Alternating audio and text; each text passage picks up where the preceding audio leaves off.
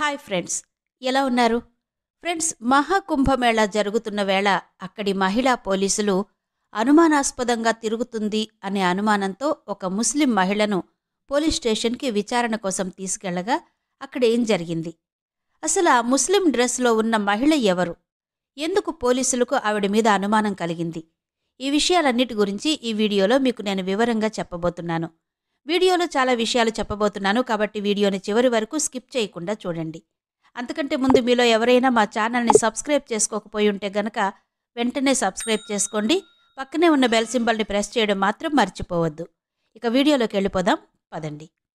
Friends, ప్రయాగ్రాజ్లో జరుగుతున్న మహాకుంభమేళా అత్యంత పవిత్రమైందిగా భావిస్తారు. ఎక్కడెక్కడి నుంచో భక్తులు, సాధువులు, సన్యాసులు ఇక్కడికొచ్చి గంగా స్నానం చేసి ఆ మహాశివుడి ధ్యానంలో నిమగ్నమైపోతారు. 12 ఏళ్లకొకసారి వచ్చే ఈ కుంభమేళకు జనం పోటెత్తుతారు. అలాంటి కుంభమేళాలో దొంగల బెడద కూడా కొంచెం ఎక్కువే అని చెప్పాలి.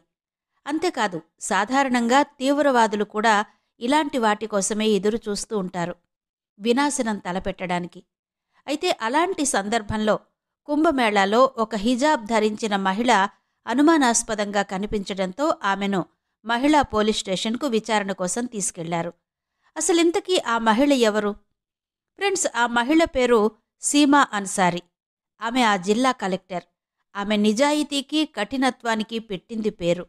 అయితే అక్కడి ప్రభుత్వం ఈ కుంభమేళ ఏర్పాట్లను, అక్కడి భద్రతా ఏర్పాట్లను పరిశీలించడానికి సీమాకి బాధ్యత అప్పచెప్పారు. నిజానికి ఈ మహాకుంభమేళాకు ప్రభుత్వం ఎంతో కట్టుదిట్టమైన ఏర్పాట్లు చేసింది. ఎక్కడా చిన్న ఇబ్బంది కూడా తలెత్తకుండా ఉండేలా ప్రభుత్వం చేసింది. దీనికి సంబంధించిన ప్రతి అంశం చూసుకోమని సీమకు బాధ్యతలు అప్పచెప్పింది ప్రభుత్వం. అయితే ఎప్పుడూ డ్రెస్లోనే కనిపించే సీమ ఆ రోజు హిజాబ్ ధరించి ఆ కుంభమేళాకు వచ్చింది. గంగానది దగ్గర మోహరించిన పోలీసులు డ్యూటీ చేస్తున్నారా లేదా, అసలక్కడ పరిస్థితి ఎలా ఉంది అని గమనించడానికి ఉదయం 6 గంటలకే డ్యూటీలోకొచ్చేసింది. అప్పటికే పోలీసులు అనుమానంగా ఉన్న ప్రతి ఒక్కరి మీద నిఘా ఉంచారు. అయితే సీమ తన వాహనాన్ని బయటే వదిలేసి మామూలుగా ప్రజల మధ్యకు వచ్చింది. అలా ఆవిడ మొత్తం తిరుగుతూ అక్కడ ఏర్పాట్లను, అక్కడ జరిగే పనులను చూస్తూ తిరుగుతుంది. అయితే ఈమెను గమనించిన కొంతమంది పోలీసులు ఈమెను అనుమానించారు. ఆమె దుస్తుల కారణంగానే ఆమె మీద అనుమానం వ్యక్తం చేశారు పోలీసులు. అయితే అక్కడ ఉన్న ఇన్స్పెక్టర్ కింద వారితో ఆమె మీద నిఘా ఉంచండి, తెలియని వ్యక్తులను అనుమానించకుండా వదిలేయలేం అని చెప్పాడు. అయితే సీమకు మాత్రం అక్కడి పోలీసులు తనను అనుమానిస్తున్నారు అనే విషయం తెలీదు. అయితే ఈలోపు సీమ అక్కడే స్నానం చేసి బయటకు వచ్చిన ఒక చిన్న పిల్లాడితో మాట్లాడుతుండగా 2 పోలీసులు ఆమె దగ్గరకొచ్చారు. వచ్చి సీమతో అన్నారు, ఇక్కడేం చేస్తున్నారు మేడం అని. అప్పుడు సీమ వాళ్లతో, నేను మామూలుగా చూడడానికి వచ్చాను అని చెప్పింది. అప్పుడు పోలీసులు, ఏది మీ కార్డు చూపించండి అని అడిగారు. అప్పుడు సీమ వాళ్లతో అంది, నా దగ్గర కార్డు ఉంది, కానీ మీరు నన్నెందుకు ఇలా అడుగుతున్నారు అని అడిగింది. అప్పుడు పోలీసులు, మేడం, మీ దగ్గర ఐడి కార్డుంటే చూపించండి, లేకపోతే మిమ్మల్ని విచారించాల్సి ఉంటుంది అని చెప్పాడు. అయితే సీమకు వాళ్ళెందుకు ఇలా అడుగుతున్నారో అర్థం కాలేదు. ఈలోపు మరో పోలీసు ఆమె దగ్గరకు వచ్చి, మీ దగ్గర ఏమేం వస్తువులున్నాయో మాకు చూపించండి అన్నాడు. అయితే సీమ వెంటనే తన ఐడెంటిటీ చూపించడం మంచిదనుకుంది, కానీ అసలు ఏంటో చూద్దాం అని చూపించలేదు. అక్కడి పోలీసులు ఎంత సీరియస్గా ఉన్నారో చూద్దాం అనుకుంది. అప్పుడు సీమ వాళ్లతో, ఆఫీసర్, నేను అర్థం చేసుకోగలను, నా దగ్గర ఎటువంటి అనుమానం కలిగించే వస్తువులు లేవు, కావాలంటే మీరు చెక్ చేసుకోవచ్చు, నేను మామూలుగా కుంభమేళాకు వచ్చాను, ఎవరినీ ఇబ్బంది పెట్టడానికి కాదు అని చెప్పింది. అయితే పోలీసులు ఆమె బ్యాగ్ని సోదా చేయడం మొదలుపెట్టారు. మరొక పోలీసు సీమతో, మీరు పోలీస్ స్టేషన్కి రావాల్సి ఉంటుంది అని చెప్పాడు. అయితే ఇదంతా చుట్టూ ఉన్న ప్రజలు చూస్తూనే ఉన్నారు. అయితే సీమ మాత్రం లోపల పోలీసుల్ని అభినందిస్తూనే బయటకు మాత్రం నిశ్శబ్దంగా ఉండిపోయింది. ఇప్పటికీ కూడా తన ఐడెంటిటీ బయట పెట్టకూడదు అని నిర్ణయించుకుంది. అప్పుడు పోలీసులు ఆమెను స్టేషన్కు తీసుకువెళ్లారు. వారు ఆమెను ప్రశ్నలు అడగడం మొదలుపెట్టారు. మీరెక్కడి నుంచి వచ్చారు, ఇక్కడికి ఎందుకొచ్చారు, మీ పూర్తి వివరాలేంటి అని ప్రశ్నల మీద ప్రశ్నలు అడుగుతున్నారు. అప్పుడు సీమ, మీరు ప్రశ్నలు ఆపితే నేను జవాబు చెప్తాను అంది. దానికి ఆ పోలీసులకు కోపం వచ్చింది. సీమ మౌనంగా చూస్తోంది. వెంటనే సీనియర్ ఇన్స్పెక్టర్ మిగతా వారితో, ఈవిడ పూర్తి వివరాలు చెప్పే వరకు కదలనివ్వకండి, ఇక్కడే కూర్చొనివ్వండి అని చెప్పాడు. ఈలోపు మరో పోలీసు సీమతో, అసలు మీకు ఇక్కడికి రావడానికి పర్మిషన్ ఉందా అని అడిగాడు. అప్పుడు సీమ ఆ పోలీసులతో, నేనిక్కడ తిరగడానికి పర్మిషన్ తీసుకున్నాను, కానీ మీరే నన్ను గుర్తించడం లేదు అని నవ్వుతూ చెప్పింది.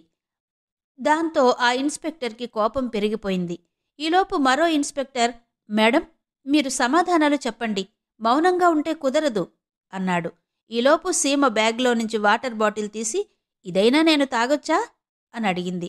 అప్పుడు పోలీస్, మేడం ఇది పిక్నిక్ స్పాట్ కాదు, మీరు ముందు సమాధానం చెప్పండి, లేకపోతే మేము కఠినంగా వ్యవహరించాల్సి ఉంటుంది అన్నాడు. ఇలా సీమ అక్కడితో దానికి ఫుల్ స్టాప్ పెట్టేద్దాం అని నిర్ణయించుకుంది. సీమ, సరే నేను నా గుర్తింపు కార్డు మీకు చూపెడతాను, కానీ ఆ తర్వాత మీరెవరితోనూ నాతో ప్రవర్తించినట్టు ప్రవర్తించకూడదు అని చెప్పింది. ఈ విషయం విన్న ఇన్స్పెక్టర్ షాక్ అయ్యాడు. ఆయన, అసలు మీరెవరు, ఏ అధికారంతో మాకు అలా చెయ్యొద్దు ఇలా చెయ్యొద్దు అని చెబుతున్నారు అని అడిగాడు. అప్పుడు సీమ బ్యాగ్లో నుంచి తన ఐడి కార్డు తీసి టేబుల్ మీద పెట్టింది. ఆ కార్డుపై స్పష్టంగా రాసి ఉంది, హరిద్వార్ డిస్ట్రిక్ట్ కలెక్టర్ సీమా అన్సారీ అని. అక్కడ ఉన్న అందరూ ఒక్కసారిగా షాక్ అయిపోయారు. ఇప్పటిదాకా గట్టిగట్టిగా మాట్లాడుతున్న పోలీస్ ఒక్కసారిగా వెనక్కు తగ్గాడు. ఆ ఇన్స్పెక్టర్ ఆ కార్డును అటు ఇటు చూస్తూ, మేడం నిజంగా మీరేనా అన్నాడు. అప్పుడు సీమ, అవును నేనే అంది. నేనింతకుముందు నా ఐడెంటిటీని ఎందుకు బయటపెట్టలేదో ఇప్పుడు మీకు అర్థమై ఉంటుంది. మీరు ఎంత నిజాయితీగా జాగ్రత్తగా మీ కర్తవ్యాన్ని నిర్వర్తిస్తున్నారో చూడాలి అనుకున్నాను. అందుకే నేను మీకు చెప్పలేదు. మీరు చాలా బాగా పనిచేస్తున్నారు, కానీ ఇలా ఎవరిని పడితే వారిని అనుమానించాల్సిన అవసరం లేదు అని చెప్పిందావిడ. ఇన్స్పెక్టర్ వెంటనే లేచి సారీ చెప్పాడు. మేడం మీరు డిఎం అని మాకు తెలీదు. మీ వేషధారణ మాకు కొంచెం అసాధారణంగా అనిపించింది, అందుకే మేము మిమ్మల్ని ఆపాము. అంతేకాని మా ఉద్దేశం ఇక్కడ భద్రత గురించి మాత్రమే అని చెప్పాడు. దానికి సీమ సమాధానమిస్తూ, మీరంతా మీ డ్యూటీ చేస్తున్నారని నాకు తెలుసు. మీరు చాలా అలర్ట్గా ఉన్నందుకు నేను సంతోషిస్తున్నాను. కానీ ఒకవేళ ఎవరైనా సరే, అది ఒక మహిళ అయినా లేక అబ్బాయి అయినా వస్తే వారి మాటలను ముందు వినండి. హిజాబ్ లేదా వేరే దుస్తుల ఆధారంగా వారిని తప్పుగా ఊహించడం సరైంది కాదు. అప్పుడు ఇన్స్పెక్టర్ వెంటనే పోలీస్ స్టేషన్ సిబ్బందికి చెప్పాడు, మేడంకి టీ తీసుకురమ్మని. వెంటనే సీమ అంది, లేదు అవసరం లేదు అని. మీరిక నుంచి ఎవరిని పడితే వారిని అనుమానించకండి. 1-2 సార్లు కన్ఫర్మ్ చేసుకున్న తర్వాతే వారిని విచారించండి, లేకపోతే సాధారణ పౌరులు మనమంటే నమ్మకం కోల్పోతారు అని చెప్పింది. ఇది విన్న ఇన్స్పెక్టర్ తలదించుకున్నాడు. మీరు చెప్పింది నిజమే మేడం అన్నాడు. సీమ వాళ్లతో, మీ పని బాగానే చేశారు, కానీ ఇప్పుడు నేను నా పనికి తిరిగి వెళ్ళనివ్వండి అని సీమ నవ్వుతూ చెప్పింది. ఎవరితోనైనా మాట్లాడే ముందు జాగ్రత్తగా వినడం అలవాటు చేసుకున్నారు. ఇక సీమ తిరిగి అక్కడి పరిశీలనకు వెళ్ళిపోయింది. కానీ అక్కడి ప్రజలు ఆమెను చూసి మాట్లాడుకుంటున్నారు, ఈమెనే పోలీసులు అనుమానం వచ్చి తీసుకెళ్లారు అని.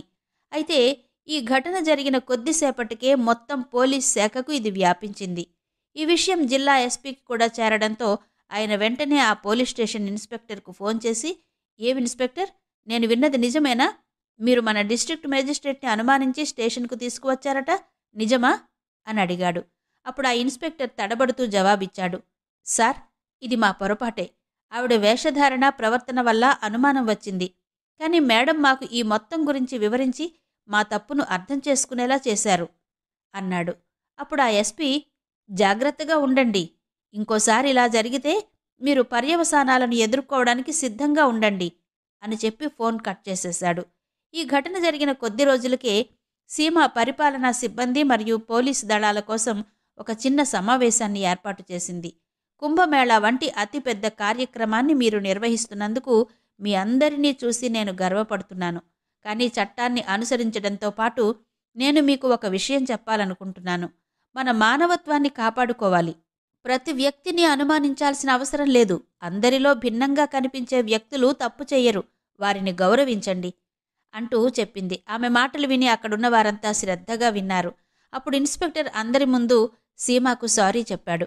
మేడం, మీ మాటలు మాకు పెద్ద పాఠం నేర్పాయి. భవిష్యత్తులో అనవసరంగా ఎవ్వరినీ వేధించనని మాట ఇస్తున్నాను అన్నాడు. అయితే ఈ ఘటన అటు తిరిగి ఇటు తిరిగి అక్కడి మీడియాకు కూడా చేరింది. అయితే ఈ విషయాన్ని బహిరంగంగా వెల్లడించడానికి సీమ నిరాకరించారు.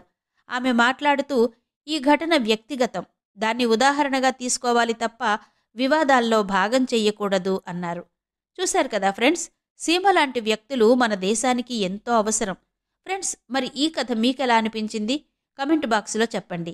మా ఈ వీడియోని షేర్ చేయడం మాత్రం మర్చిపోవద్దు.